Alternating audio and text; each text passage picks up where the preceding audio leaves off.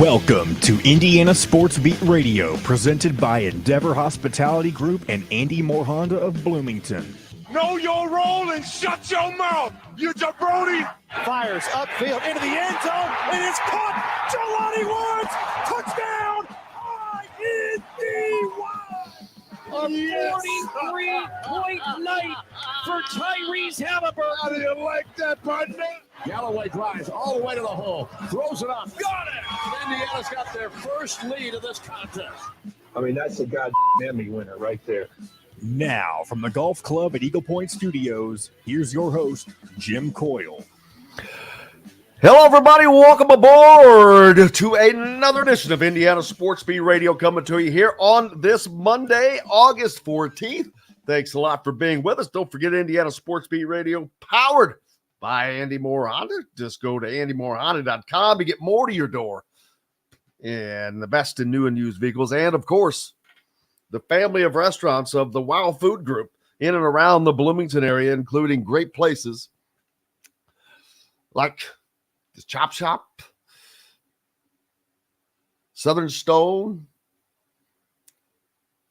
all kinds of great ones. You still with me, John Boy? Yeah, there do you not see? I'm here. Yeah, I lost you for a second. But, yep. How's everybody doing today? Looking forward to talking to Dustin Dopirak. And in the first hour and in the second hour, we are expecting Dale Davis to join us, former NBA veteran, all-star, father of Trace Jackson Davis. And there's something about him I bet you did not know. And we'll get to that. But lots to talk about. The Reds are falling like a rock in the river, baby. Anthony Richardson makes his debut for the Colts. Jonathan Taylor expected to return for the Colts this weekend. Jim Harbaugh's case at Michigan not done just yet. The road race at the Brickyard happened yesterday, and there's stuff to talk about there, as that may be the last road race, potentially. IU football over the weekend had a scrimmage, put over some new clock rules, things like that. The Pac-12 and ACC are still going at it. Flory Badunga shocks a lot of people. Notre Dame's pulling in some basketball recruits. So we've got plenty to talk about today. Thanks a lot for jumping on and being on board, seeing the great people on the Andy Moore Honda hotline already. Fred, jumping in from Easton, Pennsylvania. And I know that whether we're on radio in someplace in Indiana for you, the great folks down on 97.7 ESPN, the Ref in Evansville, or up in the region and Chicago on WJOB, 12:30 a.m., 104.7, across to Fort Wayne. Our great fans and friends up in the Fort Wayne area on The Voice, Fort Wayne's Voice of Sports, their only sports station, as a matter of fact, 1380 The Fan. Or via YouTube, where we've got people from all over the country and all over the world, actually. We appreciate all of you. Fred from Easton, Pennsylvania. Russell jumping on. Kent from Mount Pleasant, Michigan. Bob from my old grew-up spot, Georgetown, Indiana. Back in the studios, right, Fred? Just returned from visiting my dad over the weekend in the Charlotte area. So was down there for the weekend, so I was not at the scrimmage. We'll talk about that more later, though. Man, the Reds are falling like a rock. They lost to Pittsburgh, lowly Pittsburgh, yesterday. They gave up a 3-run pinch hit home run in the 7th. They're now 3.5 games back of Milwaukee, but it's not really surprising. They just don't have the pitching, and they've just kind of cooled off. Like I said, the second half pitchers kind of figure you out, and they're being handled a little bit more, but all's not lost just yet. Let's see, they've got 62 wins, so they're in trouble even in the playoffs right now for a wild card spot. So who knows? Looking forward to hopefully talking to Dale Davis today, man. Great guy. And like I said, there's some interesting things about him that you may not know. So cool on that. Anthony Richardson makes his debut. It was nothing to write home about, but nothing to be concerned about. So there's that, I guess. Just I think he was like 6 of 7 for 67 yards, something like 7 of 12 or something like that for 67 yards and a pick. But yeah, I have no expectations for that right now. You've got to let him grow, just like IU football. What's IU football going to do this year? No idea. They had their first scrimmage over the weekend, though, and it went, I guess you could say. They went over a lot of things. There's going to be clock rules. Clock changes this year in college football, FYI. Back towards more similar to the NFL, especially the biggest one you're going to notice is for first downs. And that's the one that's going to be closest to the NFL. The clock's not going to stop on first downs anymore, except in the final 2 minutes. Is it the game or the half of the half and the game? I believe it's for both halves. That would make sense, because it would be dumb to do it just for one. So I think you are correct, sir. You are correct, sir. But yeah, I believe that is how it's going to be. What do you think about that? It's going to speed up games. And that's the biggest reason that they've done it. And while I hate it, because I like how colleges were able to do that and manipulate that, at the same time, college games are too damn long. Oh my God. You have no idea how many of IU's games last 4 hours. 4 hours.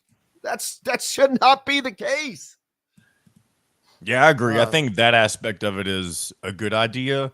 I'm not sure how many total minutes it'll end up shaving off the game, but I think it'll be enough to where you'll at least notice some sort of a difference.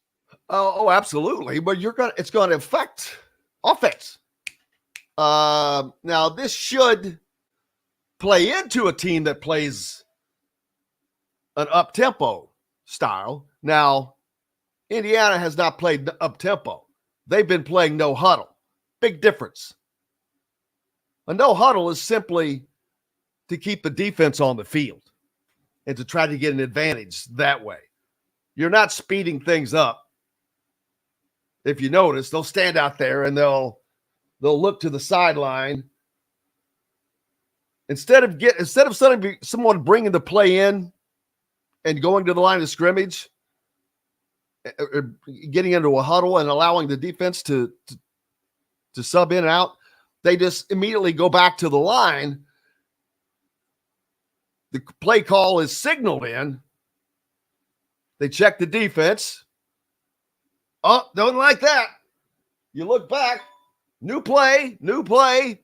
So it's not a faster tempo.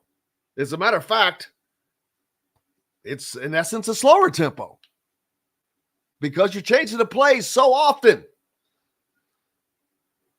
But this is not going to allow for that. And that part I'm going to like. I think it's going to make the game a little more pop exciting.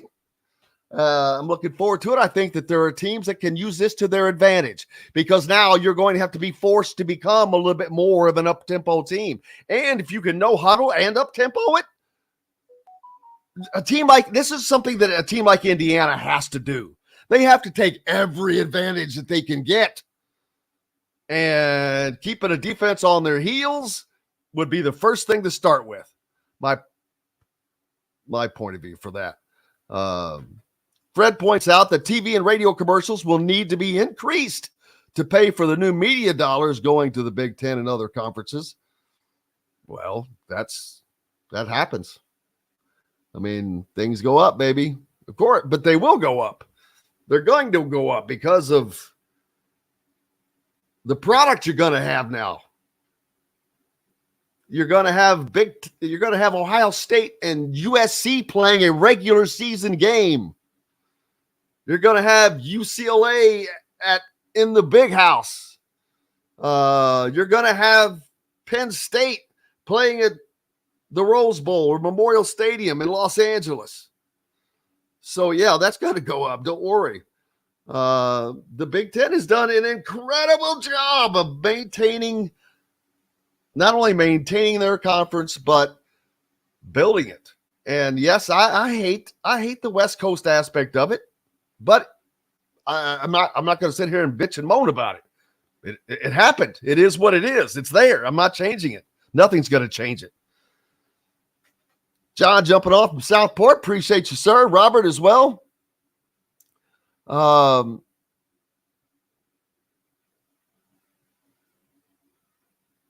Robert says, seems like IU does keep a defense on the field. Pretty sure I'm seeing that statement different from your intention. Well, no, that's what they do.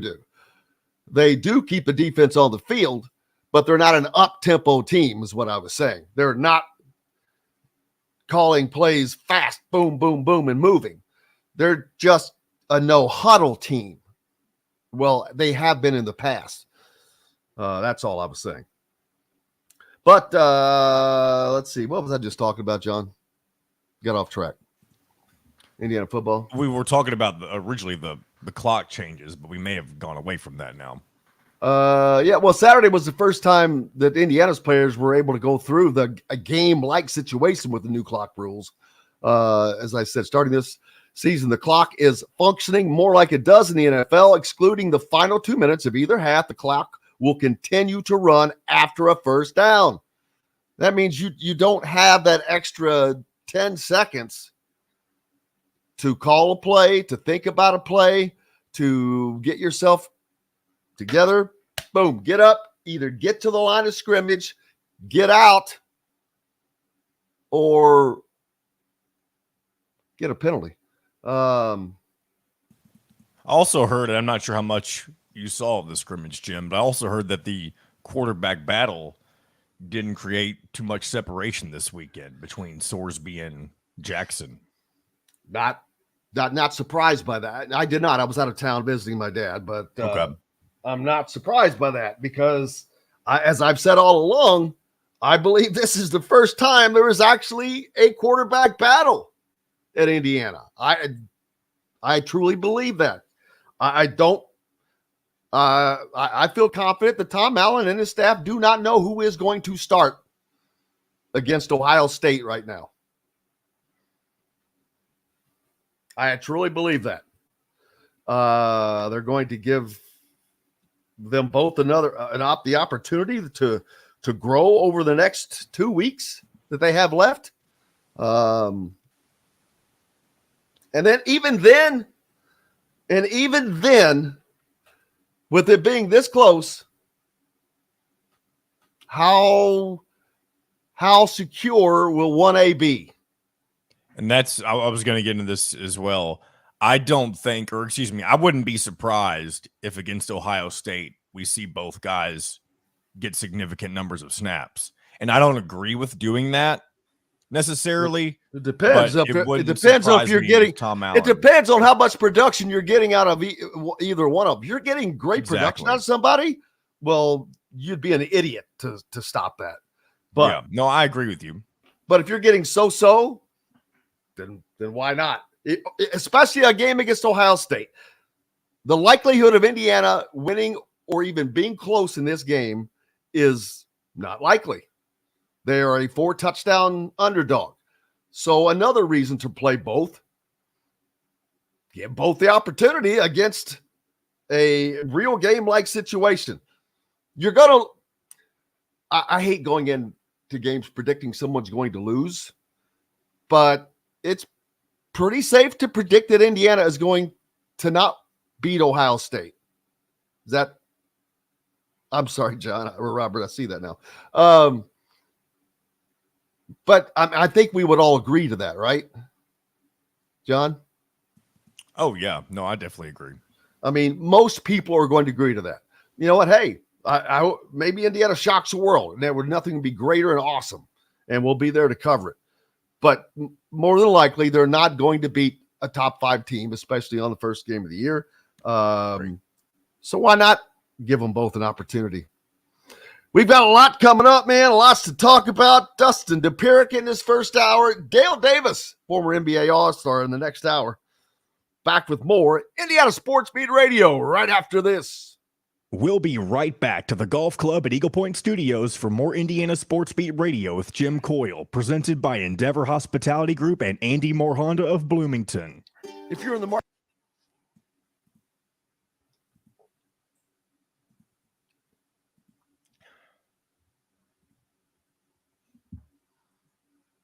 Travis is making a trip up to Indiana from Kentucky today to get some of those Indiana Hoosier game day loggers. Well, which would that be, Travis? What are you, filling up some growlers?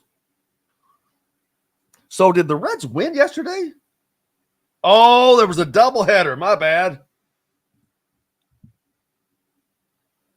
They're still, they've still lost X out of how many, though, right? Well, they lost the first of the doubleheader, and I didn't see that it was a doubleheader. Oh, my bad. They come back and they win the second game 6-5 in 10. So they split.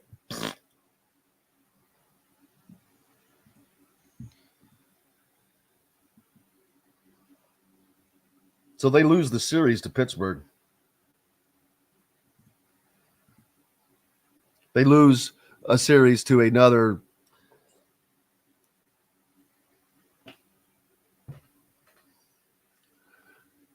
And Robert, don't forget that Metalworks Brewing, sponsor of Indiana Sports Beat Radio.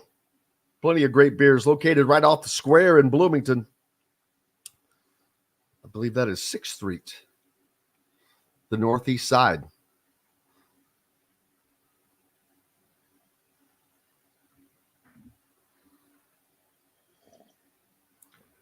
Dun-dun, dun-dun, dun-dun, dun-dun, dun-dun.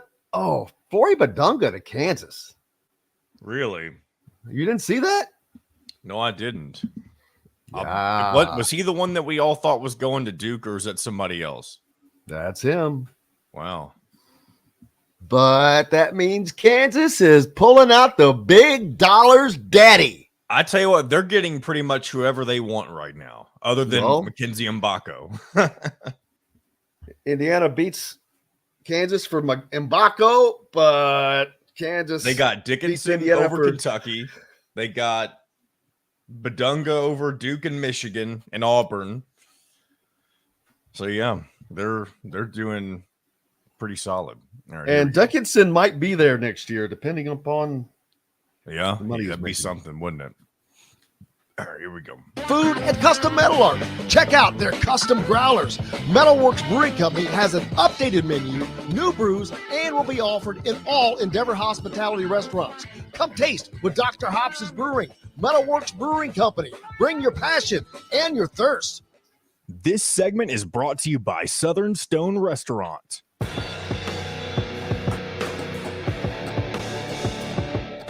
Now back to the Golf Club at Eagle Point Studios for more Indiana Sports Beat Radio with Jim Coyle, presented by Endeavor Hospitality Group and Andy Moore Honda of Bloomington. Welcome back on this Monday to the Golf Club at Eagle Point Studios, high atop the 18th fairway today because it's going to be a little rainy out there. Rain falling on this day in central Indiana, at least. Not sure what it's doing where you are. Pete Cawson jumping on says the cans look cool. Sure, the beer is good. Yeah. I'm not sure which one you're talking about. Oh, I'm sure he's talking about the candy stripe can. Robert says it sadly would be nice to see IU shock the world, but having followed IU football since 1968 or so, you can learn to temper expectations. Yeah, well, that would be a crazy expectation. We're also asking, how did the Colts look in preseason? Any promises or gloomy days? You know what? They're at the it's a very similar situation to IU football. And I've been saying this for a year now, it seems. Wasn't I saying this at the end of last season? But they seem to be in a very similar place, with one exception.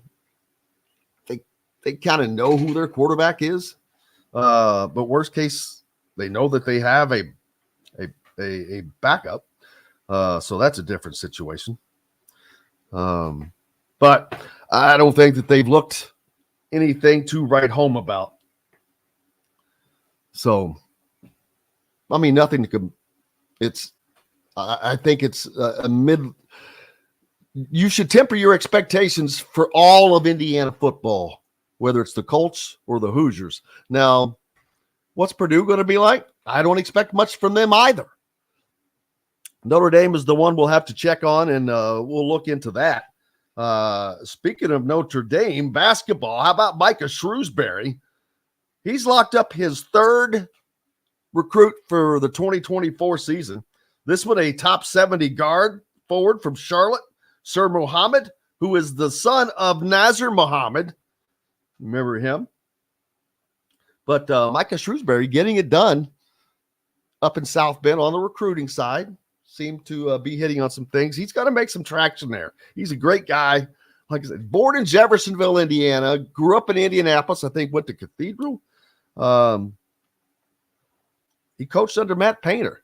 He's a Hoosier, man.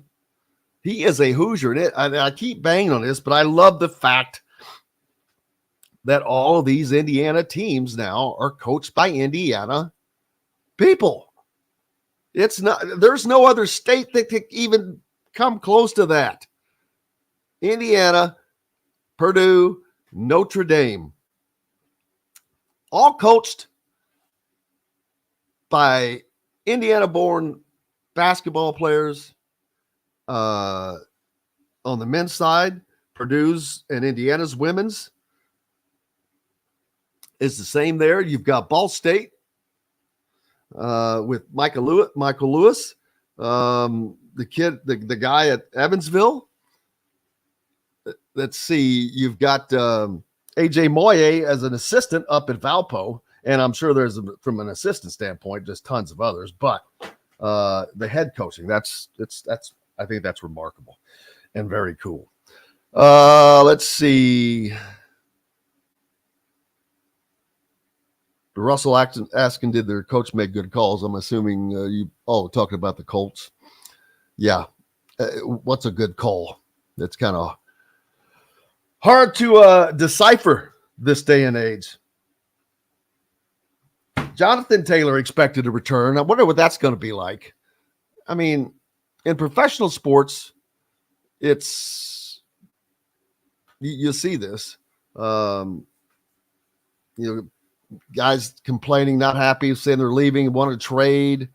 Sometimes it's posturing. Sometimes they mean it. And sometimes you can reconnect. They're going to need Jonathan Taylor. But, and I understand it. I understand both sides of this. He has given to the Colts. He has been really successful. He has been an integral part of them being successful. And them not being successful is not his fault. And he wants to get paid. But guess what? The running back position is not what it used to be in the NFL. This is not your grandfather's running backs. These are not your running. And I don't mean by their abilities. This is not the day of Walter Payton and Emmett and Barry Sanders. Those days, the game has changed too much. It's too much of a passing offense now for running backs to command that much attention. Look at Derrick Henry. That freaking guy was a train and unstoppable. Now, it didn't help the Titans. Now, had he been on a different team, that would have been a blockbuster, I think. But he's still having trouble getting big time money. So I just take what you can get, and whatever you can get, go and enjoy it. And unfortunately, you should have been a kicker. Kidding, but some truth to that. Some truth to that. Looking forward to talking to Dustin Dopirak about Jim Harbaugh's little situation. He had been dealing with the NCAA because he was getting suspended for some recruiting issues. We'll talk about that. Also, the Pac-12 and the ACC, is that dead? It looks that way, but you never know. But as of right now, it's dead. There are 4 schools that are keeping Stanford and Cal out of the ACC. Do they really want in the ACC? I guess they do. But the 4 schools keeping them out, Clemson, I guess that they don't want anybody else that could potentially be decent at football in their conference. North Carolina State, why, I don't know. I don't think there's going to be a talent drain to Stanford from your students. North Carolina, not sure why they would want them out. But, of course, Florida State, who is bitching and moaning because they've been mediocre for 10 years and want to be considered elite. They used to be elite. And that's okay if you used to be elite and still draw the ratings. That's been Indiana. That was Indiana basketball before they kind of got back on this resurgence under Mike Woodson. They were still a draw. The networks still wanted Indiana basketball on TV. Does anybody care if Florida State football's on TV? No, not right now. If they were good, hell yeah. Watch Jameis Winston throw a touchdown for the Saints last night. They were mauling whoever they were playing. I forget. I was on a plane with snakes. That was Kansas City, wasn't it? But so there's that. Flory Badunga, the kid from Kokomo, originally from the Congo, thought by most people that he was going to end up at Duke once Duke got involved. But Kansas is pulling out the double dollar barrels, baby. Not because I know what he's getting, but I guarantee you, once he saw what Hunter Dickinson received, Kansas has got some dollars. Kansas has some dollars, and they are spending them. Not that Kansas is, obviously, it's a great program. But they're not winning battles just because it's Kansas anymore. No one is. But yeah, everyone, I thought he was going to Duke, but that was just because of his words that he had liked Duke and blah, blah, blah, blah, blah. But, and Auburn was thought at the last minute, there was this huge surge from Auburn that gave Tigers coach Bruce Pearl a reason to believe that he was going to land Badunga. But then he shocked most people and committed to Kansas. So the 7-footer, he'll be there next year. Won't be playing against Indiana because Indiana's series with the Jayhawks is just a 2-game home-and-home that ends this season in Bloomington.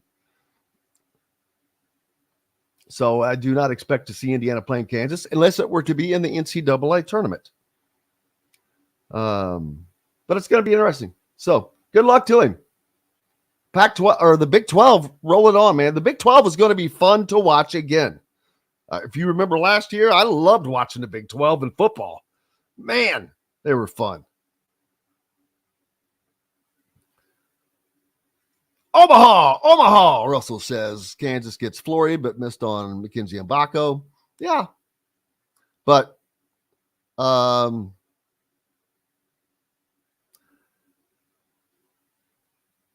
Indiana loses, and I don't see that as Indiana losing one out of their backyard, although he does go to school in Indiana. He's not an Indiana kid. He has no ties to Indiana, no ties to IU, Purdue, Notre Dame, Butler, nothing.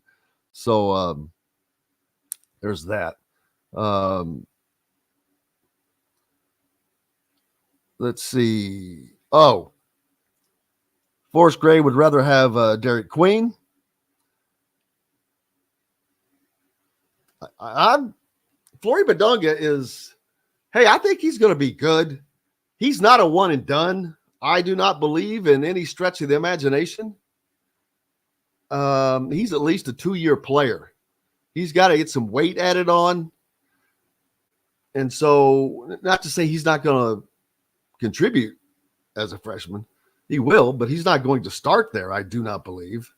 I'd have to look at their roster, but that would be a little surprising.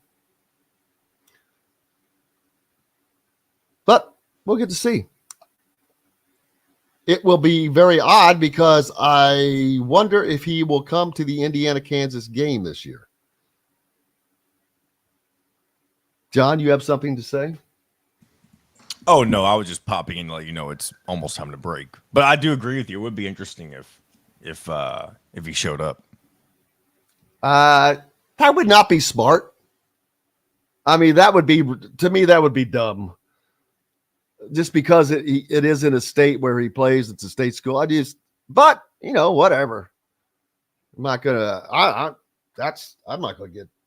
get bent out of shape over stuff like that. Sometimes I think things that people do are just dumb. Taterology does think that Flory will be one and done. The NBA will take him based just off of potential. Well, we'll see. Let's let him play a season of college basketball first. And to see how that translates. You have to remember that you've got to be able. He's got to gain some weight, man. And if he gets beaten around, but hey, you never know. They absolutely draft on potential. We know that. We've seen it over and over. We'll see what he shows next year. Robert thinks that Flory Badunga is a larger version of Geronimo without a 3-point shot. Well, there's truth without a jump shot, period, you should say. He doesn't have a jump shot to my knowledge, which is another thing to talk about. Russell says that McKenzie Mbako might be a one and done too. Well, he's more than likely a one and done than Flory Badunga, I think. David says if Indiana gets Liam McNeely, Boogie Fland, and Derek Queen, they'll be just fine. Well, that would be a hell of a haul. Kent pointing out that Derek Queen has an official visit scheduled for September at the same time as Liam McNeely, both Montverde Academy students. Taterology says he does not think that he will have a huge impact in his 1 year, but his athletic ability is off the charts in his size. Absolutely. We've got to take a break. The great Dustin Dopirak will join us next, right after this. We'll be right back to the Golf Club at Eagle Point Studios for more Indiana Sports Beat Radio with Jim Coyle, presented by Endeavor Hospitality Group and Andy Moore Honda of Bloomington. Whether it's at... Good day, Dustin. Good day, Jim. How are you? I'm lovely. Good. Man, I have got to hook up with you, brother. Got to come to Indy, man. I'm lazy. I don't come to Bloomington. I was there for media day one day, and the second day I was not able to make it back up there. Okay. So I plan on, but I'll be up there for you wouldn't come to the IU Louisville football game, are you? You know, I would, But it is my Going to be ugly, and you have better things to do that day to watch. It's not because it's going to be ugly. No, it's my wife's aunt's 70th birthday. So it's like they're, like her mom's side of the family is really close and everything. So they're doing a big thing for her in South Bend. So I mean, and she's hilarious, and so I'll be there for that. Awesome. So we'll be out of town, but we were thinking about it because we were going to go because we usually, my wife is an IU grad, so she likes to go to anything that's any IU stuff that's indie based. She likes to go to. So beautiful. What's new with you, man? Just a lot of not doing not a lot of work. Fun weekend. Went to see the Gin Blossoms, and I played golf for the first time in like 15 years. So that was something. Wow. Wait, first of all, the Gin Blossoms straight out of 1991. And then we're talking you playing golf, which I cannot see. So I don't know which one is. I got sensory overload here. There's too much stuff happening. Way too much stuff happening. Yeah. Where were the Gin Blossoms, first of all? They were the state fair, which probably makes sense. They're definitely like that's where they're at now. But so they played the free stage at the state fair. I mean, obviously you got to pay to get in. Hey, they got a paycheck. I got news for you. So they did all right. Yeah. So they did remind us that lead singer reminded us a few times that New Miserable Experience sold 4 million units. And they're still doing all right off of that. Hey, baby. Royalty checks. Yeah, royalty checks. Hey, Jealousy still plays all kinds of places. And so, they're still doing all right. But that was fun because it's just like, I mean, I love all the old Gin Blossoms jams, and that was a fun time. So, Where did you say they were? The state fair. Oh, that's right. Yeah. Do you know? Did they play in the? We're in front of. Oh, they set up their own stage, don't they? No, there's this. I mean, they call it the free stage, so it's like on the. It's not in front of. It's not on the track with. No. Well, I mean, they all play in the same place, so it's like. Reason I brought that up is because I've rodeoed on that track. Oh, for real? Oh yeah, that's kind of awesome. They're at the state fair. Yeah. That's right. It's the fastest, simplest, and easiest way to avoid decision fatigue. You pick your plan and pick up at BB's Market with no extra charge. So leave the heavy lifting to us and enjoy healthy eating with stocked meals in your fridge. Order online today at thefreshfork.com. Fresh Fork is a proud partner of WOW Network. This segment is brought to you by RE/MAX Advanced Realty, Indie Home Pros team by Cheryl Sizemore.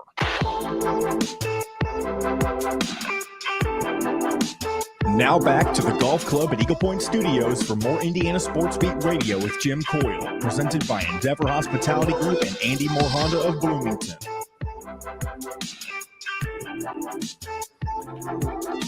Welcome back. It is Monday, August 14th. Thanks a lot for being with us here at Indiana Sports Beat Radio, coming to you from the Golf Club at Eagle Point Studios. Appreciate you joining us. Jim Coyle with you as always, and joined by the great Dustin Dopirak from the Indy Star. It's always hard not to say Indianapolis sometimes, just to stretch it out. You can say it. I mean, it is accurate. I know it is the Indianapolis Star, but nobody, including the Indianapolis Star, other on their mastheads, says the Indianapolis Star anymore. Right. Yeah. We trim it up. It looks cool if we have it all in one word also.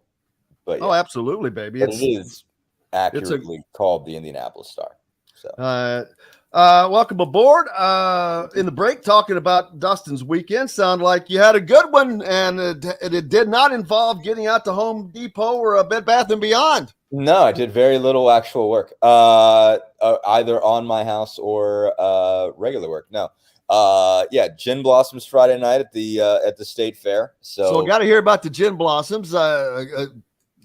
Boy, I mean, like, whoa, okay, let's go back to college almost. And I mean, that's what state fair is, though. It's like exactly, and there's nothing wrong with it. I think it's great.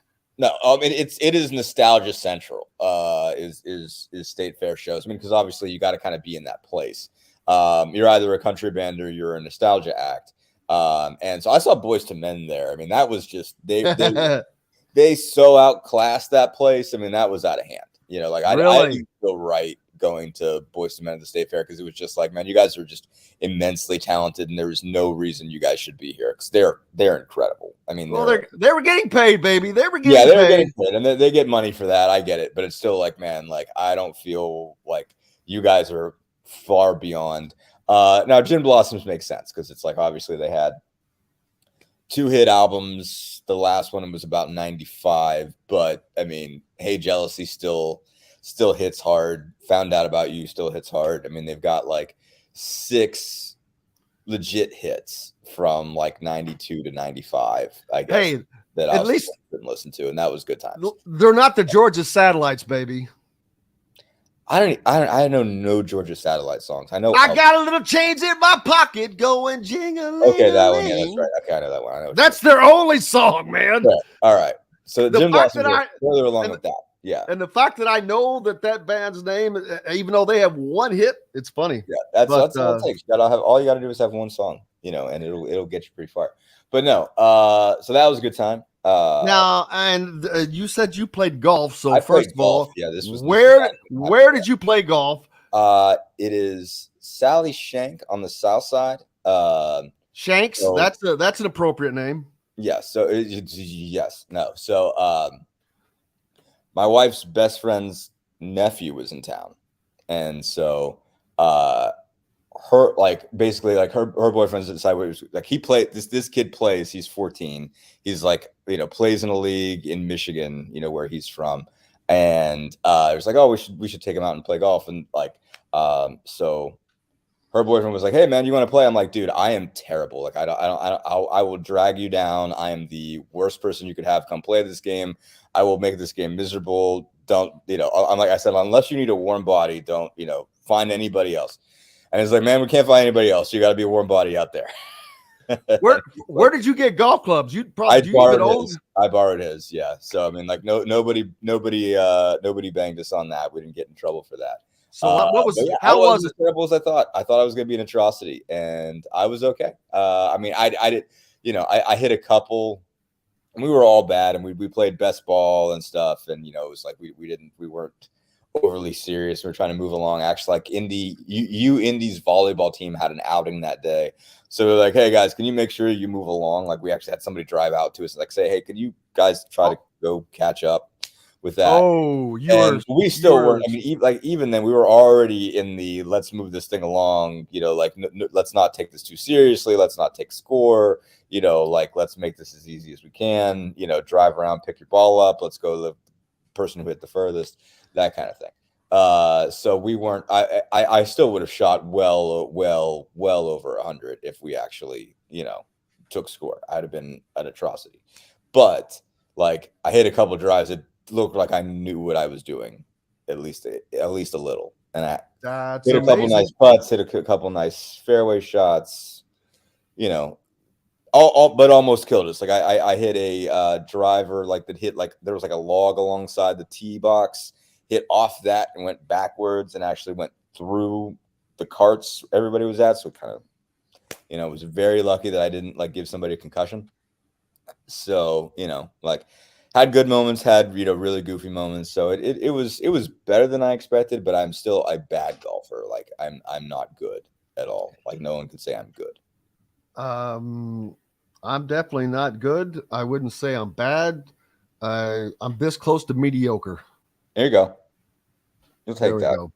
Yeah. I'm this close to mediocre. Man, a ton of stuff over the weekend. The Reds still stink. Their pitching is Anthony Richardson made his debut. It was from everything I've seen, it was just so-so. Nothing big, nothing bad. Which you is expect from a rookie quarterback.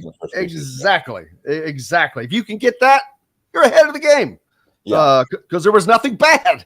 Jonathan Taylor expected a return. A little bit of a surprise, but not a surprise since this is professional sports. And I get it. I mean, I said earlier, you know, he's really been loyal to the Colts. He's done well for the Colts. He's played well for the Colts. But guess what? Unfortunately, you're a running back. And now this is not the day and age of Barry Sanders and the greats of the past, whether it's my favorite of all time, Walter Payton, or whomever. This is not the game has changed. It's way more pass oriented. The running back is used, but is not featured. I mean, you look at Derrick Henry. That dude's a monster. Yeah. If there's going to be anybody, that's the Mac Daddy right there. But he could not change the fortunes for the Titans. So it's, I don't know. It's, I've got sort of big picture thoughts on this. I mean, I think it's like you almost got to pay these people like it's combat pay. I mean, a big like, and I hate that's obviously overstating the case. I mean, so just not like I'm just talking about the concept. I'm not saying that NFL football is like literal combat or anything like that. There's a big difference between being hit by 300-pound humans and dodging bullets. It's not the same. I'm not trying to argue that it is, but my point is like it is strange and sort of messed up that the position that is most, in line for injuries and quickly losing your value because you physically get beat up is also the one that we're starting to pay less and less. And so I think there almost has to be something that's got to be like the next round of CBA, the union has to get involved, I think, and find a way to make this at least reasonably fair, because these guys are immensely talented athletes that are getting churned up and spit out by this sport inside of 5 years, mostly. And you would say, okay, well, maybe they could come up with a scale like they do for rookie scale, year scale for positions. Exactly. But then there's almost got to be a running back scale that's like, if you're going to play this position, because it just does. I mean, like, it's not. You're right that it's a much more pass oriented game. Obviously, it's become much more pass oriented. You're not relying on the running back nearly as much, but like, you still have to have a running game, and great running back seasons are still a thing to watch. Are still spectacular when you have a running back really go off. I mean, you're still having guys, from time to time hit that 2,000-yard mark. Like you're still having guys have spectacular seasons. You mentioned Henry, obviously, has been somebody that's been phenomenal for a while, but you're not paying him too much because you're banking on the idea that it's going to end soon. That it's only going to go for so long. That's why they're not getting paid. Like more than what they bring to an individual team in an individual time. You're banking on the idea that you're only getting so many years out of him. So if you give him an extended contract, you're wasting money. And you're right. I mean, like it is an accurate portrayal of the situation that if you pay these guys, past 26, 27, 28, 28 is pushing it at this point. Then you're getting damaged goods because these guys get beat up. Whether you are running the ball, 20, 30 times, or if you're pass protecting, even if you're just pass protecting, like, someone's coming at you that's bigger than you that you have to stop 30 times a game, somewhere in that range. You're sitting back there and, with no momentum and trying to push back on a defensive end coming around the edge that might have beat his guy, or a blitzing linebacker that's coming up the middle that nobody picked up but you. And it takes a toll. And so you become less effective, and you have to be that effective because the guys in the defensive line are really, really fast, and linebackers are really, really fast. And to be faster than them, you got to be super fast. And when you lose a step, you're done. Like when you lose that step, your effectiveness is over. And yeah, Kevin here is saying like you have to, find a way to get involved in the passing game. Yes. No, obviously guys who have done that are the ones that have extended their careers, and McCaffrey and a lot of these other guys. And it matters. But even then, I think back to Le'Veon Bell, with the Steelers. And so he was, he made a bad bet on himself by sitting out a year, and was never the same guy after that, because he, sort of was making the argument to the Steelers like, hey, I'm not only this great running back, I'm a top whatever slot receiver in the league, so you should pay me like both. And so he made this play, and they were like, okay, now we're going to franchise you. And, and he ended up sitting out the whole year, and it just was never the same player after that. And so it was like, so yes, that's the move. But even when you make that move, you're only going to do so well for yourself, so like you have to be sort of aware of what the risks are of making plays like that if you're going to really, play hardball in negotiations. So it's just tough. And again, it's like if you're Taylor, you're saying, man, I'm a top level running back in this league. I deserve to be paid like one, but it's just like they're just not paying you very well. They just don't. And like they are hip to the fact that it's not a smart money decision. And it's almost got to be something that like the union gets involved in and says, these guys are too good of athletes and they are too in jeopardy to be treated like everybody else. They're playing a different game and it's doing a different thing in their bodies than it is to everybody else. So it almost has to be paid different.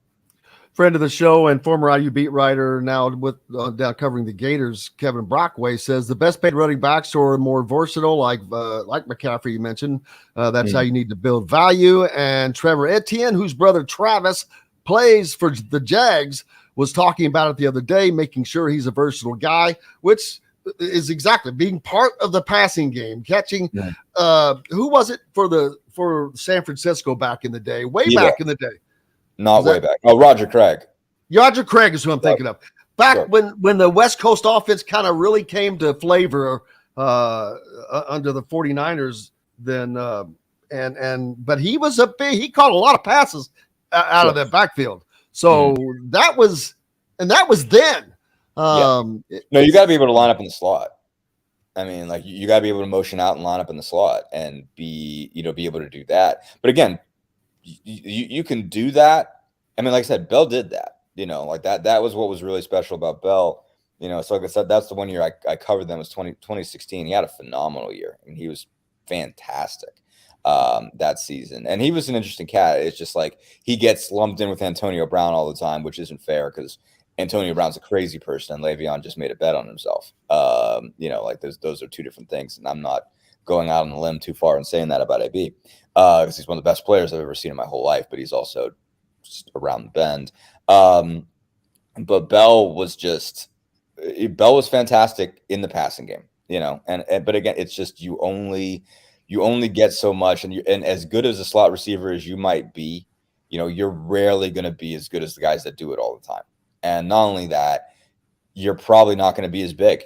Like that's the other thing is like if you're a traditional running back and you're 5'11" to 6'1", like they're still running 6'3", 6'4" slot receivers out there now. Like even though that's like you can be a smaller guy, and certainly at the college level, that's where you see guys that are 5'7", 5'8" are capable of actually making an impact at that position. That's what I was, baby. Right, all of us. Oh, you played slot receiver? Well, yeah, they moved us around. Yeah, moved us around. It's a different game. But like they're 6'3", 6'4" slot receivers in the NFL. Like they're all just running three guys out there that are all that big. So you're still at a disadvantage if you're a running back. So it's just a tough deal. So, but hopefully for the Colts, that works out and that they're able to come to some kind of conclusion. And so hopefully for the game, you don't have a guy like Taylor just sidelined waiting for money that he's not going to get. Absolutely. We have got plenty to talk about. NASCAR was in Indianapolis this weekend. Jim Harbaugh has problems with the NCAA still, and possibly bigger problems. Pac-12, ACC up in the air, and Floyd Badunga shocks a lot of us. We've got plenty coming up in the second hour. Dustin Dopirak from Indy Stars with me, back with more, including Dale Davis, right after this. We'll be right back to the Golf Club at Eagle Point Studios for more Indiana Sports Beat Radio with Jim Coyle, presented by Endeavor Hospitality Group and Andy Moore Honda of Bloomington. If you're in the market, he's at 9:50, but you're welcome to stay, Mr. Pacers. Dale? Okay. Will he be able to hear him, though, Jim? Because I know you said you're doing it just over the phone. We've had issues with that in the past. Yeah, okay. I'll bail then. That's fine. How did John? Is there a way that I can't? I'm not going to mess with you. No. If John can do it, then Jim, it would have to be him using the link through his phone. Would he be able to do that?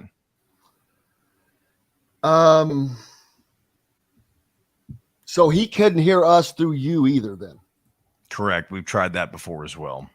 Yeah, we've got to get this fixed. That stinks. I'll ask him if he can use the link, and if not, that'll stink.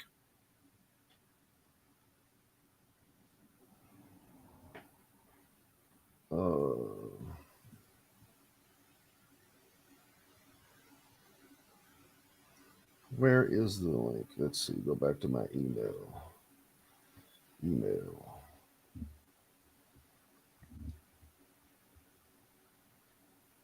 John Alden. Copy. Phone. License. Where's Dale Davis? How's he not listed? Oh, I was texting him. That's why.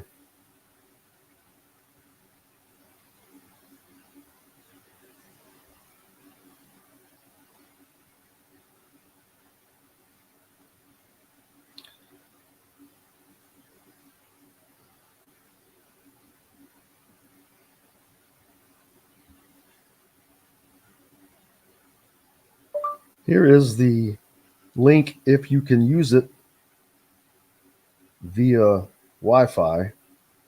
If not, I will call you.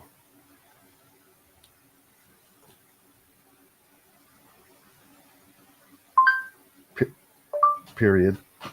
Thank you. Period.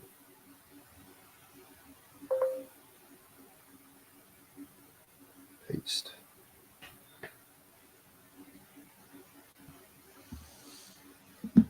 All right, here we go. For Hospitality's Wow Club is located next door to Southern Stone Restaurant on Patterson and Rogers. It's one of the most popular gathering spots in Bloomington. Whether you're out on a date with your spouse, friends, or coworkers, Feast Market and Cellar offers an extensive wine selection with a sommelier on staff to help you with your selections. Feast also provides a wide variety of cheeses, gourmet sandwiches, entrees, a coffee bar, bread, pastries, all made fresh and mouthwatering. Stop by Feast Market and Cellar today. This segment is brought to you by Feast Market and Cellar.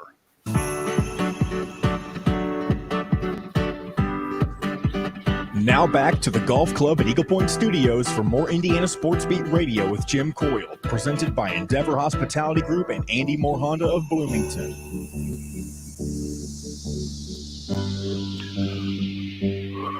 Welcome back on this 14th day of August. Where is the summer gone, Dustin Dopirak? It is motoring. It is moving through fast, as it always does. You know, I know, but and every year it's like, well, it seems like it's been faster this year. Well, it doesn't move any faster, but it sure seems like it. But it gets to August quick, and you're like, man, this is almost over. Shoot, it's another circle. It's another circle around the moon. One less circle I got. Around the sun. The moon runs around there, or the sun, the sun rather. Yeah, we don't circle around the moon. That'd be a weird thing. But anyway, that would screw with the oceans, huh? It would. Jim Harbaugh, man, is there anybody that can continue to do the things he does and he just keeps getting away with things, it seems like. Yeah, well, I mean, hold on a second. I didn't delve far into this, but obviously, I mean, he's just, if you've ever seen Jim talk, you know, obviously he's just a different cat. He just is. He's a different kind of guy. But you know, like I guess it seems like this is a thing that could have easily gone away, especially with the way things are going. You know, that as far as payment of players and everything like that, like this is a thing that would have been a small infraction if they were just straight about it. But it seems like the NCAA is bothered by the fact that you know, he was sort of running around and not willing to just take whatever penalty it was.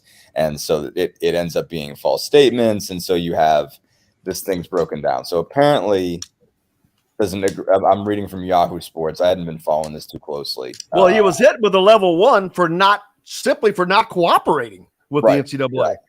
And so there's now been a breakdown so they'd come to a 4-game suspension, and the COI had to approve that, and now that deal is off. So they'll move further in the NCAA disciplinary system, almost certainly into off season sometime in 2024. Harbaugh is now expected. Okay, so he's going to coach every game this year, but that's most likely that's going to happen. That this is going to be pushed to next season, which that in and of itself is odd. Who the hell says he's going to be here next season? I mean, sure, that's altogether possible. Nobody knows with anything, but obviously he's in good shape. Michigan's winning, and he's put himself back. Obviously, there was a spot there where it was like, is Harbaugh going to make it? Are they going to have to make a choice here? And Michigan's put himself back in a position where he is safe. That right now he coaches a top 4 program. It's really Georgia, Georgia and Alabama in the SEC, and Ohio State and Michigan in the Big Ten, and than everybody else, and you pop up here and there. But like in terms of who's in good shape in college sports, it's really, those 4 programs are kind of head and shoulders, over everybody else. Certainly from time to time, from year to year, somebody can be up there. LSU, obviously it looks like a really good program this year. Penn State's in that discussion. But Texas, Oklahoma, et cetera. But right now, those are top 4 programs, and Harbaugh's brought them back up there. So they're winning at that level again.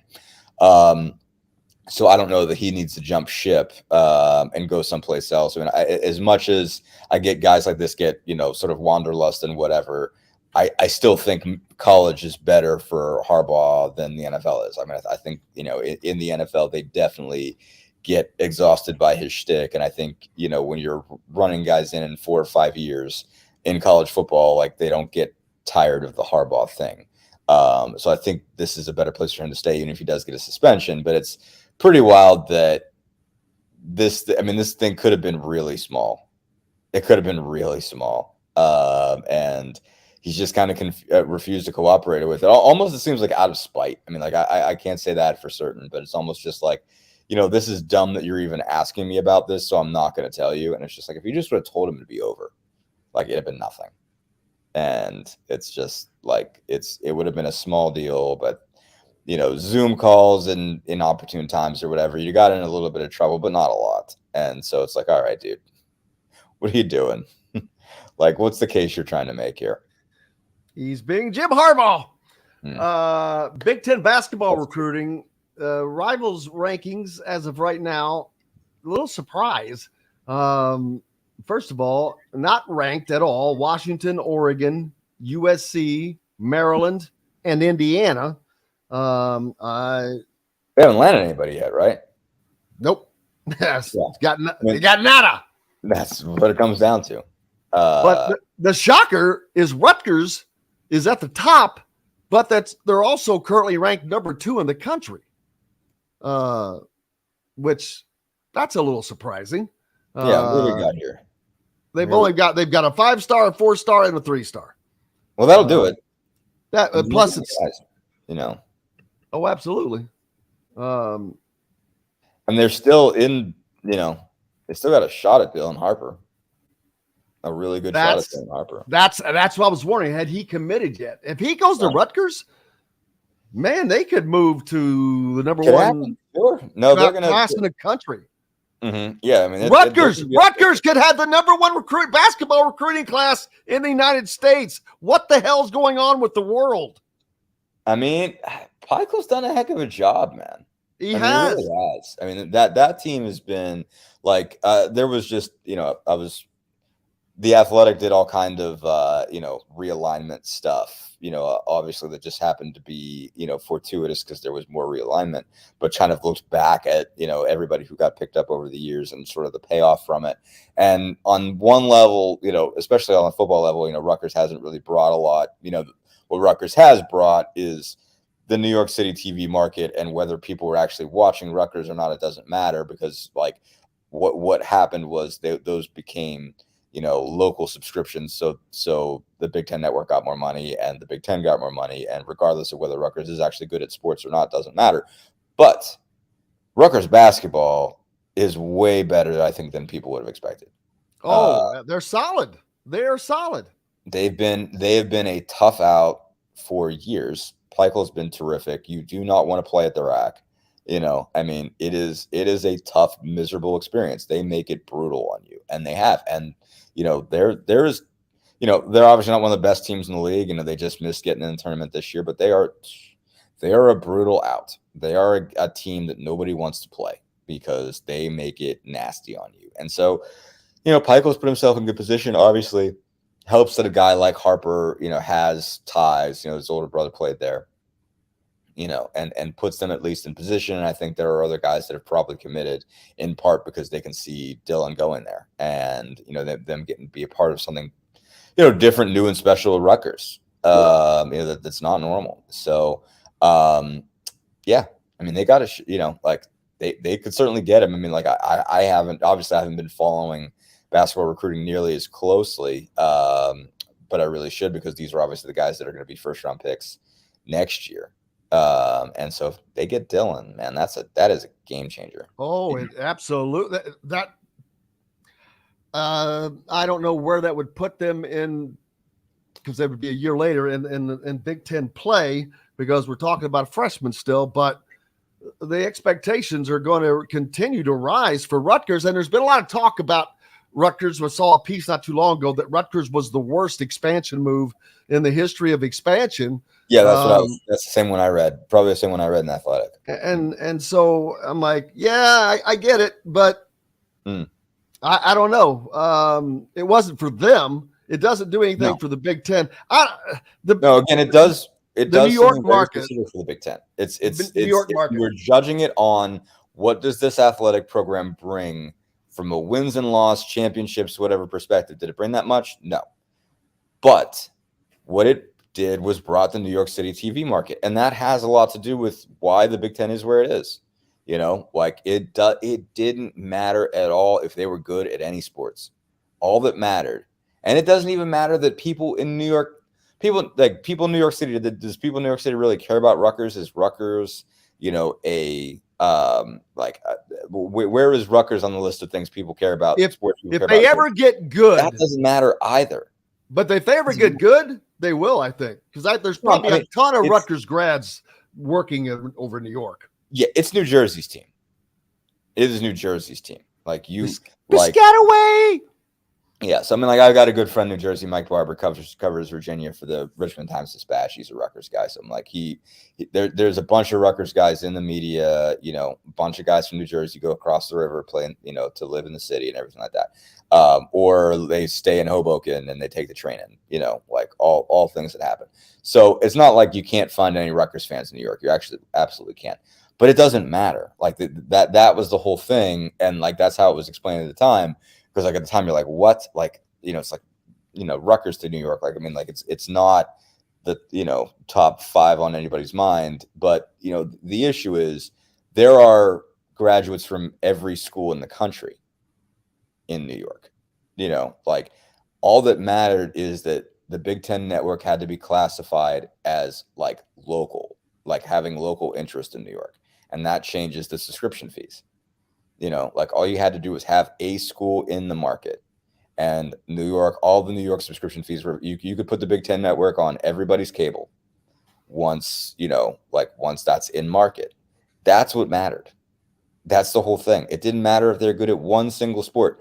All that mattered is you got in-market fees for the Big Ten network in New York City. So all the cable subscribers, obviously the number of cable subscribers went down, but all those cable subscribers you got the Big Ten network fee, in-market fee money for all of that. And that was an absolute game changer. You're talking about millions and millions and millions of people in that market. That's all they had to do. All they had to do was be an entry into that market. And that's because those people will be watching Ohio State, USC, or UCLA, Michigan, or Penn State, Washington, whatever it is. Yeah, those are going to be some great games. There's plenty of Michigan grads in New York. There's plenty of Ohio State grads in New York. There's plenty of Maryland grads in New York.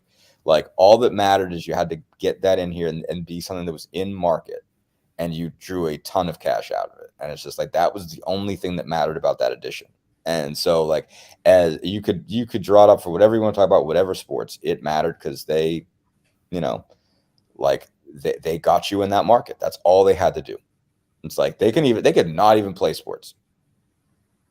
Yeah, I agree. But they just had to be there. That's all, And who's to say that they can't rise? Now in football, they have the same, if not probably the same challenges that Indiana does in football. But Indiana, I've said it, I don't care. They're going to have to commit to making football mediocre at a minimum. You've got to make a commitment to make them mediocre at a minimum. Yeah, you got. I mean, and I don't mean that to disparage anybody on the current staff or anything like that. It's not what I'm saying. Make sure that they have the resources, everything that they possibly need. And that includes NIL for football. Oh, sure. I don't know what the numbers are for IU football for NIL. I know nobody does. I know basketball is not hurting. Ain't hurting at all. So, and I get it. You're feeding the monkey, but you got to feed the train, baby. And football is the engine that leads the train. So there are so many metaphors you got mixed up in there, Jim, that I don't even know. Yeah. But I'm just going to go straight to your point. No, I mean, absolutely. I mean, I thought. Did you ever see the movie The Dude? I mean, the Big Lebowski. Yes. Okay. That's When he gets thrown in the limo, there's a lot of facets, a lot of play. I think he just said all of the things. I think he just said. Yeah, I know what line you're talking about, and it's escaping me right now. But I mean, back to your point. I mean, I think obviously Tom Allen is starting to get vocal about that. I thought it was interesting that when the news of the new football only weight room dropped, a Crimson Core, I think it was Luke Norton, I think, running that account, just pointed out that Mike Loxley at Maryland said, they really don't care about these kids really don't care about facilities anymore. I was going to say, who cares about a stinking weight room? Yeah. That's what difference does that make? I thought that was an interesting thing. I mean, like, people do. I mean, it's definitely been sort of a thing that I've only followed from a distance. And so I got in a little bit of a conversation about it, with this weight room, because I'm like, okay, like, there's nothing wrong with the weight room they have. I mean, I think it just became. Well, it's because it feeds all the other sports, which and big stinking deal. You're telling me that that weight room, it goes from one side of the stadium to the other in the north end zone. It goes from one end to the other. It's plenty of room. You can have a meeting on one side while somebody worked out. Yeah, you can. I mean, I guess there was some. I know it was like a, sort of chat room issue. That IU football fans were like, this is playing bad for us in recruiting and stuff like that. And I'm like, I feel like that's not a hard sell. Like it's like okay, like yeah, like you live with the volleyball team. Oh my God, man, that's the worst thing ever. I got They're probably. I'd say they probably enjoy that a lot more than lifting with the offensive linemen. Right. Everybody, nobody needs to know what I'm, like, I think everybody knows what I'm saying there ultimately. Like, it's not the worst thing in the world that you interact with girls. Oh my God, the worst thing that would ever happen to a 20-year-old kid. Anyway, point of the matter, like, it's that are also athletes and everything like that. And not only that, like interacting with other sports, you get to know people that aren't like you. It's not the worst thing that ever happened. You get to know cross-country kids and baseball players and soccer players. And, man, like it's not the worst thing in the world for you to interact with people that play other sports than you. And maybe you're from different backgrounds and stuff. But, I get the idea. It's like, well, you got to work and you got to this. And it's like, you got, so many people that you're running an 85 scholarship guys and stuff like, okay, but one way or another, the point that was made by this was, like that Michael Loxley was saying, it's like, these kids don't care anymore. Cause like, the thing he said was like, man, they would get changed in a trash can for $25,000. I'm like, I'd get changed in a trash can for $25,000. Like, I get it. And then, so it's like, they're basically saying like, this arms race has to change because, these kids are asking you, I mean, we're talking about direct payments, now at this point, I mean, like you don't, like, because college sports puts way more into its facilities than pros do, not way more, but like there is more, as far as like, like you want to have a practice facility in the pros and stuff like that. Like, but it's like they're at least it's close to it, because like you've been for all these years, there's been this arms race, and I think they feel like they've got to do it forever. And but it's like, okay, no, yeah, like you, like any other person would rather be paid directly than have the nicest facilities. Like if I, so it's like, but the issue is that you've got to move that money because you can't control it. Like that's the rules. You're not allowed to be the people that control it. You're basically asking somebody to donate the money to somebody else. If somebody's coming to you with like a couple $1 million, I want you to build this facility, you're gonna be like, hey, you should actually call this other person. And so to stay on the right track of the NCAA or whatever it is, you have to ask them to pay somebody else. So I think that it seems like John is cutting you off, and I'm going to let you go. Oh, he's not cutting us off. We're good. To me, that there's two things. The weight room is not the most pressing issue to Indiana football. No, me neither. Me neither. And I think that suites should be in front of that. If you don't, you have to build them. I don't care. You have to build them. You have to put them up and sell them. Yeah, you got to build them on the other side. I mean, it's going to be a major. It's going to be a major construction project because you got to find a way to do that on the other side from the press box. But Indiana has to be stack them on that left side. One of the only. Well, they need a new press box, so you do it all at one time. But I get it. But then the press is going to be staring into. But those people will be staring into the sun for games because that does face west. But you've got to build suites. They need a new press box. It's just. Dude, that thing is from 1968 or something. But suites. This may be one of the only Power 5 stadiums that does not have that. And then NIL. Both of those are more important than a freaking weight room. A new weight room. If you haven't seen a weight room, it's awesome. It's Jay Wilkins' money. He gets to do what he wants to do with it. You got that right. So, if Jay Wilkinson thinks it's a problem, he gets to direct the money where he wants it to go. But and that might have already been in line already. But I mean, I think if you're gonna do a playing, I think if there's a capital improvement they need to make, that is for performance reasons. Suites obviously, like you said, it's its own issue, and as far as paying money. But if there's it's indoor practice facility, yeah, they just gotta do something with Mellencamp. How about just paint it, man? I keep saying just paint it on the inside, paint it white, put up some lights, make it look fresh and new, and just I don't know what you got to do with it aesthetically, but it's rough. It's rough. That's the place you got to improve. But I agree with you. At the end of the day, if you are an all-star player and he's getting paid, he don't give a crap about that Mellencamp. He don't give a crap about that weight room. He don't care about the damn locker room. He cares that it matters. He's not like, the way I put it is like, you'll take functional. Yes. You're not looking for bells and whistles. You're like, can I change? Can I all that stuff is nice enough. They've redone the locker room. Exactly. It's all been redone. So yeah, it's like, do I feel like I'm in a legitimate college program in this locker room? Yes. Okay, then we're good. Can I lift the weights I need to lift? That's it. Like, it's not a question of like, it's got to be, it's got to have this bell and whistles, and it's got to have this thing, and I got to be, protected from ever interacting from someone who doesn't play football. No. You don't need that. You need it to be functional. Like, nobody wants trash facilities. Nobody wants to not be around stuff. Like, you don't want to be missing something that you need. It's not like, oh, just give me a set of dumbbells and I'm good. Like, no, it's not that. Like, you need squat racks, you need bench presses, you need, like some more high-tech stuff for specific things, especially if you're, coming back from injury and whatnot.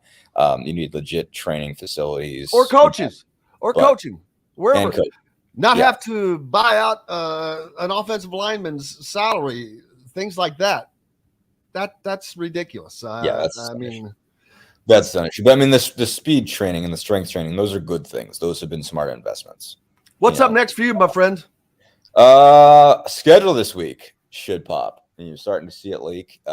So should expect to see the Pacers. We haven't seen any Pacers games for obvious reasons. So yeah, we'll have some schedule stuff out this week. Also, leading up to the FIBA World Cup, obviously keeping follow with Tyrese Halliburton. Tyrese had 11 assists last night, I believe, in the warm-up game against Spain. So FIBA World Cup team looking pretty good. I think it's going to be an interesting tournament. I'm intrigued by this Team USA group. They seem to be having a good time, and they're playing really well together. It's not a spectacular collection of talent; it's a good one. But I'm going to be interested to see what those guys do in World Cup action and how Tyrese does. So I'll be keeping tabs on that. But yeah, schedule release, NBA schedule should come out this week to get a better chance of who the Pacers are playing and when. Looking forward to it, brother, and look forward to seeing you again soon. Have a great week. Sounds good. You too, Jim. Thank you, sir. Dustin Dopirak, Indy Star. Make sure you're giving him a follow for all of his great content. We're back with more Indiana Sports Beat Radio after this. Hopefully we will get Dale Davis on the line. And if not, we've got plenty more in regardless. Back right after this. We'll be right back to the Golf Club at Eagle Point Studios for more Indiana Sports Beat Radio with Jim Coyle, presented by Endeavor Hospitality Group and Andy Moore Honda of Bloomington. Whether I'm sorry, the person you were trying to reach has a voicemail box that has not been set up yet. Please try your call again later. Goodbye.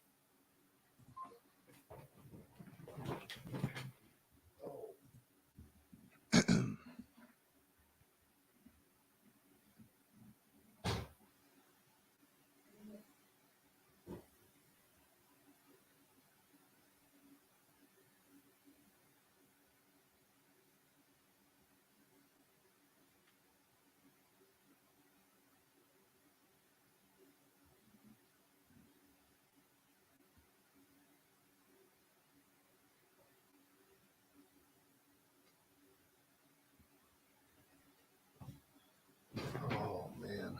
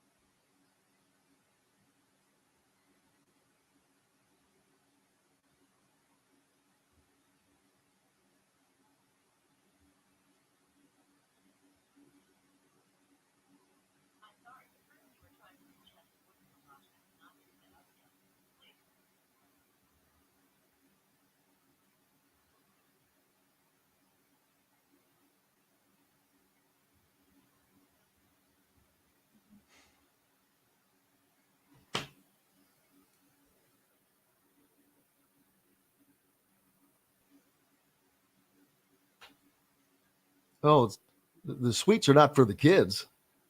The suites are to bring in more money, to pay kids. Although it doesn't work quite that way. But you can let your NIL people use a suite. There you go. It's about income, man. Getting people into the stadium and keeping them in there.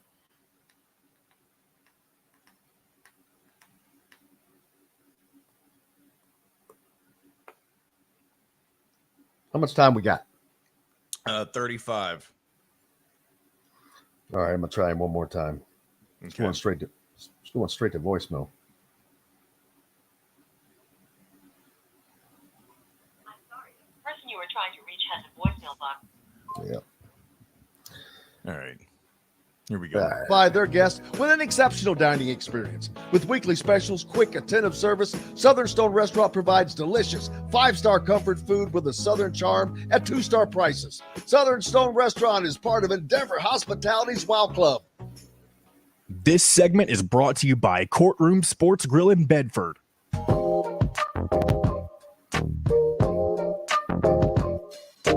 Now back to the Golf Club at Eagle Point Studios for more Indiana Sports Beat Radio with Jim Coyle, presented by Endeavor Hospitality Group and Andy Moore Honda of Bloomington.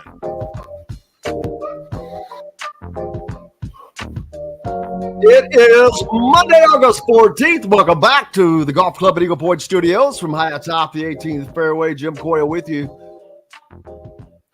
Little dreary out there today here in central Indiana. A little rain falling. That's okay. Cool things down a little bit, hopefully. I tell you what, I don't know if you've looked ahead at the forecast, but it's looking like mid-70s, upper 70s for the next couple of days after today. I mean, that is outstanding for August. I did not. So I did not know that. Thank you very much. Hey, if you're listening on radio, we appreciate you. Or on YouTube as well. And if you're not a subscriber, please do so. Hit the subscribe button and the like and notifications toggle. It makes it much easier for us to get the programs out. We greatly appreciate all of you, especially the daily crew that jumps on, man. You guys are awesome, and we love you and appreciate you. The Tampa Bay Rays, who have been smoking, just rolling at baseball this year until I think they've got a pitcher that had to be sat down for the year. The other day I noticed, and now they acknowledged in a statement to multiple outlets on Sunday night that Major League Baseball is looking into social media posts regarding shortstop Wander Franco, saying that the team is in close contact with the league as it conducts its due diligence. The Rays did not specify the nature of the social media content in their statement. However, on Sunday, online post went viral that alleged Franco, who is 22, engaged in an inappropriate relationship with a minor. During today's game, we were made aware of the social media posts that are circulating regarding Wander Franco, the Rays said. We take the situation very seriously and close contact with MLB. Tampa Bay manager Kevin Cash addressed Franco not playing in the Rays 9-2 loss to the Guardians on Sunday, saying it was just a day off. So, man, the Tampa Bay Rays now hit with a second major blow. One of the best teams in all of baseball this year.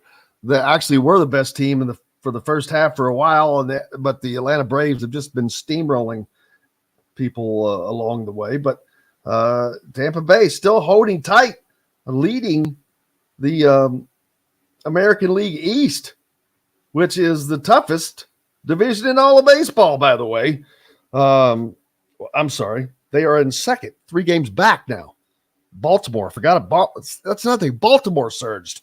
But Tampa Bay 3 games back, but it won 71 games. 71 games it ties the Dodgers, who lead the National League West. The only team with more, Baltimore. They've won 73. Baltimore, man. Man, Baltimore just killing it. Baltimore's not a huge market. They're not compared to Boston or New York. They're doing great. Man, the Yankees are in last. Second highest payroll in all of baseball. Last. Or the second highest. Does the Mets have the first highest? I can't remember. But let's go to the New York Mets. Sorry, K-Bro. Next to they are tied for last in their division in the National League East. Tied for last. So the 2 New York teams with the 2 highest payrolls in all of Major League Baseball are tied for last. So how about that? There's that. Getting back to I was talking about suites a moment ago, and someone says that players don't care about suites. And this is SUITES, not sweets that you eat. But Tana says that he doubts the suites are going to be a big selling point to these kids. It's not for the kids. They don't care. Yeah, who cares about that? It does make your stadium look a lot nicer. But this is a revenue generator, number one. Number two, make the stadium look better. That 1968 press box, man. It's not the greatest.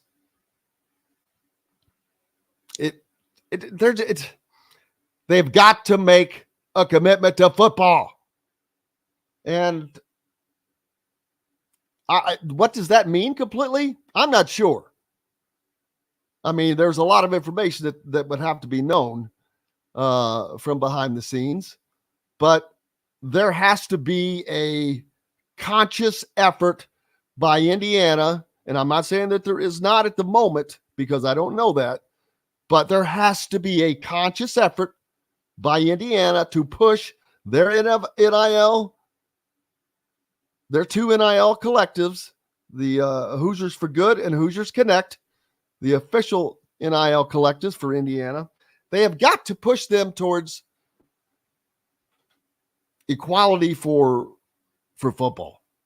And everybody's going to say, well, what about women's basketball? What about baseball? What about softball?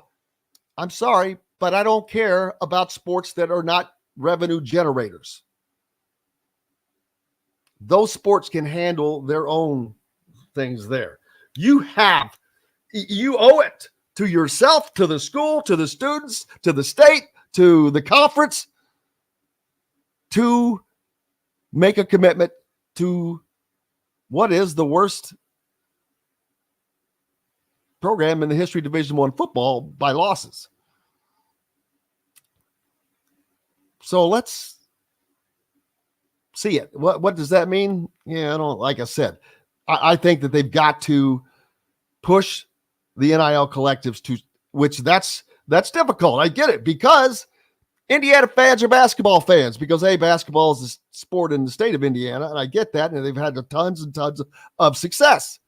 But you cannot be a one-trick pony, not in today's athletic world of athletics. And I'm not saying you have to be Ohio State, Michigan, or Penn State. Just be competitive. Win 6, 7, maybe 8 games. You can that still allows 4 losses.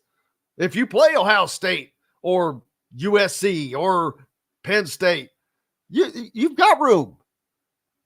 But be a team that can win 8 games a year, between 6 and 8 games a year. If they would just get the program to one that is consistently able to win 6 to 8 games per year, you're going to bring excitement, because some of those games are going to be some upsets. Some are going to be some upset losses maybe, but they're going to be surprises. But it'll give you something to keep people in the stands longer for. Build the suites.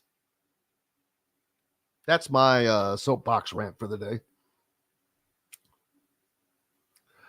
Tannis says, got to fix the product on the field. You isn't Field of Dreams. Stadium improvements only take things so far. Got to get the groundwork. Well, that's kind of what I'm talking about here. Those are separate issues. The suites have nothing to do with the play on the field. You've got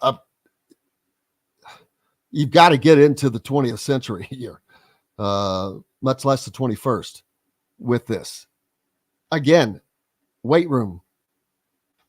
That's not, unless, and I have never heard this, unless there's a problem with, because the football team gets priority. So you already have a gigantic weight room that spans the width of the stadium that you have priority in, but yet they need a new one, or their own. All right, whatever. I'm not saying that maybe it's beneficial, but there are 2 issues that are bigger, much bigger than suites and NIL. I think the suites bring revenue. Bring in the revenue. You've got to bring in revenue. You've got to find a way to bring in revenue as you're building this program. And you go to your corporate people. It's not for me. I'm not telling Scott Dolson or those guys how to do their job. They know what the hell they're doing. I'm the last person that could tell them what to do. But Fred said he would support an ISPR suite. I guess he means ISBR. Yeah, we'll fork that 100,000 out with probably what it would cost. What would it cost? What would a suite cost? What is a typical? It's a great question. What does a typical college football suite cost?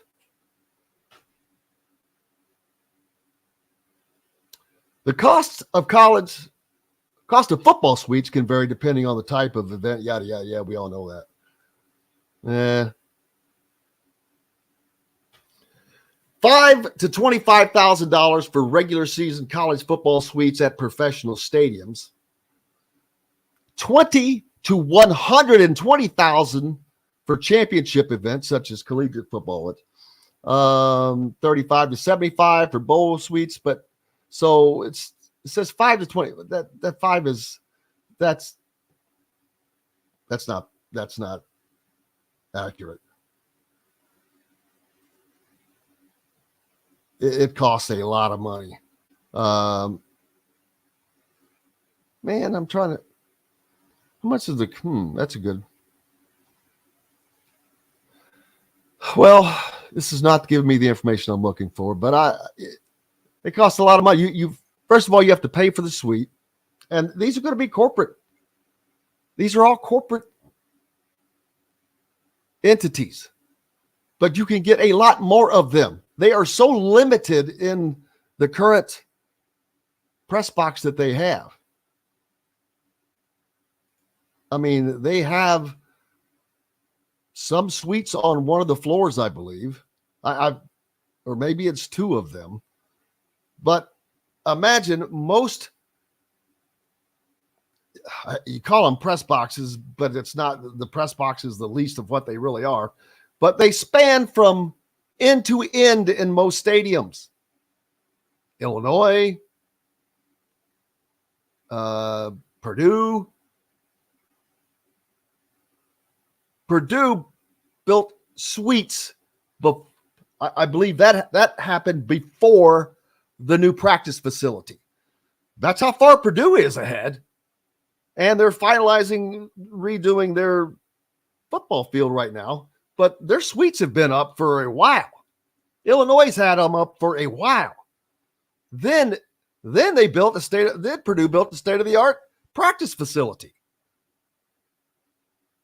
That was a couple of years ago. So Indiana continues to lag behind. How much of this can you hang on Tom Allen? His job is not easy. It's one of the toughest in all of college sports, probably. It's much less college football. But hopefully they have a competitive season this year. I don't think there's going to be a change no matter what. Unless they were to go, 2-10 or something crazy. I don't think that there's going to be a change.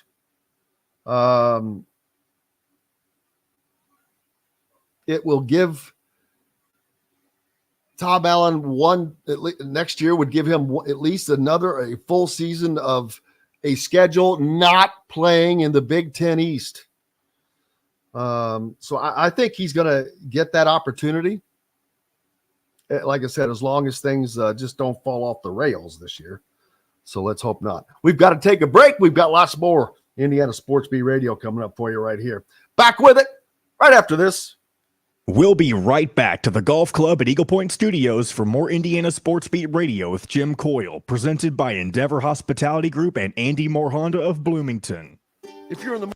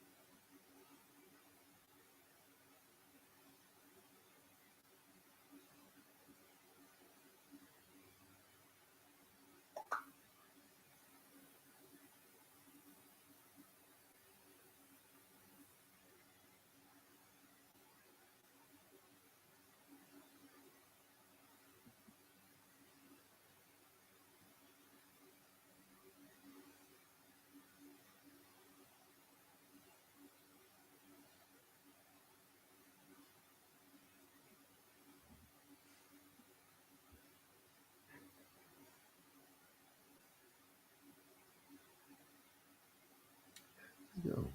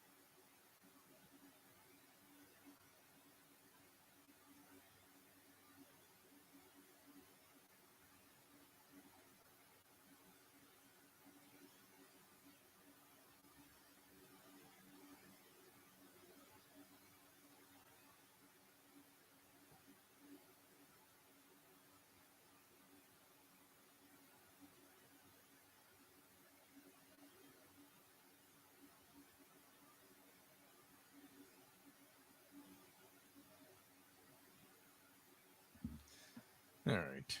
Here we go. Metalworks Brewing Company is the culmination of a passion for beer, food, and custom metal art. Check out their custom growlers. Metalworks Brewing Company has an updated menu, new brews, and will be offered in all Endeavor Hospitality restaurants. Come taste what Dr. Hops is brewing. Metalworks Brewing Company. Bring your passion and your thirst. This segment is brought to you by Bubba's 33 in Clarksville. Pizza, burgers, beer.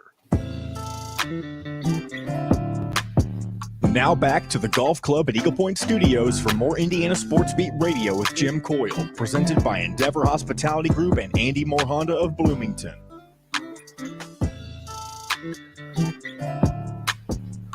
Welcome back on this Monday. Indiana Sports Beat Radio. Appreciate you being with us. Jim Coyle coming to you from high atop the 18th fairway here at the golf club at Eagle Point Studios on this rainy Monday. Rainy Monday. I was talking about suites in Indiana getting up on the bandwagon there. Pete points out that the University of Minnesota, which is a very mid-level program, suite rental $6,500 a game, comes with 22 tickets, VIP entrance, and all the finger sandwiches you can eat. But you take that $6,500 and multiply that times, I don't know, 6, just to keep it easy. That's $39,000 per year. Okay, that didn't include the stuff that they buy, eat. So let's just round it up to an even 40, just 40. Okay, but that's one suite. I don't know how many suites some of these actually have in them, but I'm saying it's got to be like 20.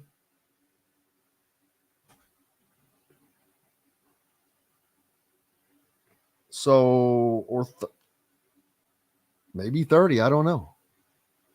Let's just say 25 million bucks.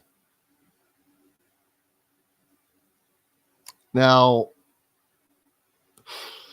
the thing is, it's going to cost a hell of a lot more than $1 million to build that thing. Way more.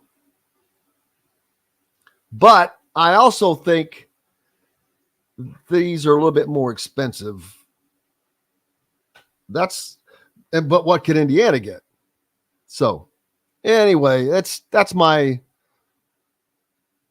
soapbox speech for the day on that deal. No, they do not. But you have to get your corporate people past that. That's not the true reason why they're there. Sure, winning helps. Winning cures everything. Winning makes things bigger. Winning, people want to be a part of winning. You win, you can charge more. Winning creates demand. Boy, Robert asked what would be the cost to build the suites. That's a question that I don't have the answer to, but it would be, oh man, that would be I'm thinking that's a $100 million project.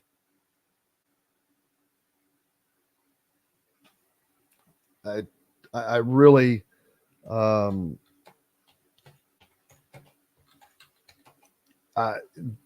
not a builder, so if there's a builder out there, you want to take a guesstimate on that. But how much it would cost in this day, that's another thing. Waiting costs more, and the longer it's gone, the costs have gone up and gone up.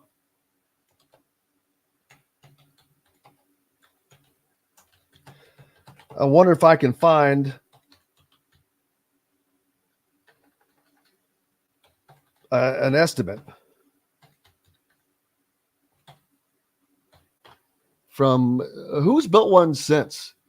I'm trying to think of, Illinois might be the most recent. But the thing is, when you do those types of things, you're not doing one thing. You're going to do multiple things at once. Not to say you cannot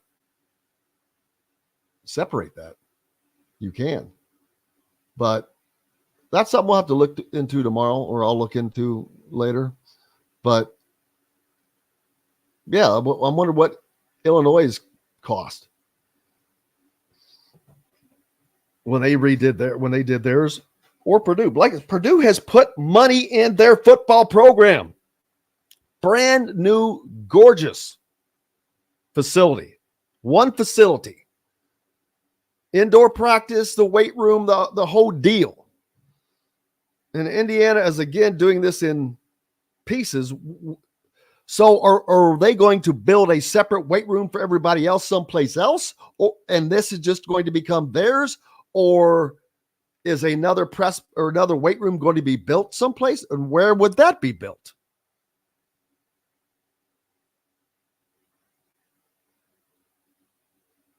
I'm not sure. I don't know. We have questions. You have questions.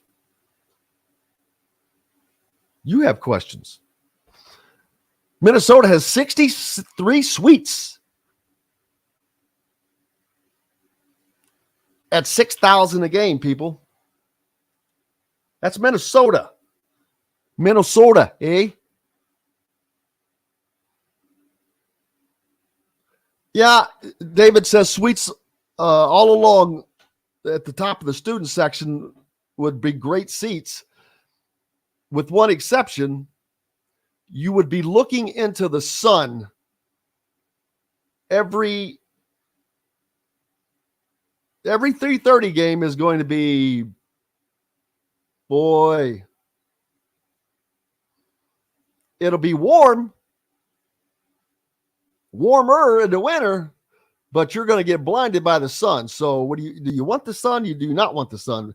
And that's because that's another thing. The press box side of the stadium is already higher than the other sides. I still think they should put it on the east side. But those 63 suites, stupid advertisements, I hate them. Oh, where did my stupid calculator go? I lost it. Oh, there we go.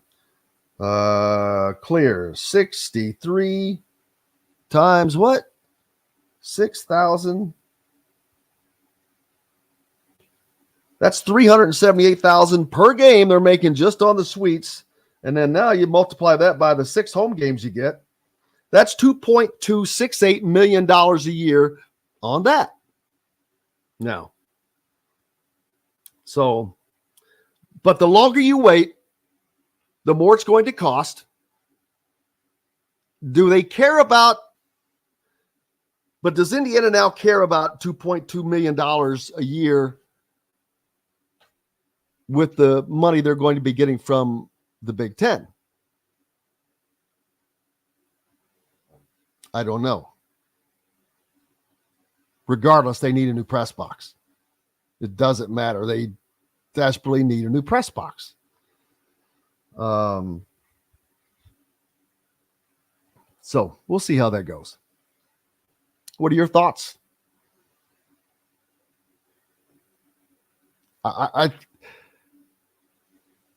Suites are just a necessity in this day and age. But like I said, is it so for Indiana now that would they be better off not spending that money and just saving it? Because if you're seriously only going to make $2.2 million a year, well, hell, you can take a chunk off of your Big Ten money, put it someplace, and make that by itself without spending $1. So how about the financial people out there? I'm not a financial guru. If you're a financier, what are your thoughts? Do you not spend the kind of money it would take to build that project and just bank it? Put that in the bank and let it grow and earn probably twice, $2.2 million a year from suites. Nothing. If you can get that elsewhere.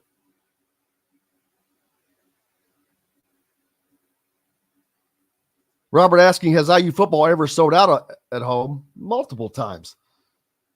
Virtually every time Ohio State comes, it's a sellout. As it will be most likely this time.